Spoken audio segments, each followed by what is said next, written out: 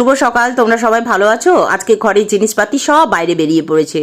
না না, ভয় পেও না, ঘর বাড়ি ছেড়ে কোথাও যাচ্ছি না। কোথায় আর যাব বলো? এই যে ঘর ঝাড়তে নিয়েছি গো। মহালয়া চলে আসছে না, আমার মা বলতো দেবীপক্ষ পড়ে যায় মহালয়ার পর, তখন নাকি আর ঘর ঝাড়তে নেই। কিন্তু এখন মানুষের যা কাজের চাপ, মনে হয় পুজোর দুদিন আগেও ঘর ঝাড়বে, তাই না বলো?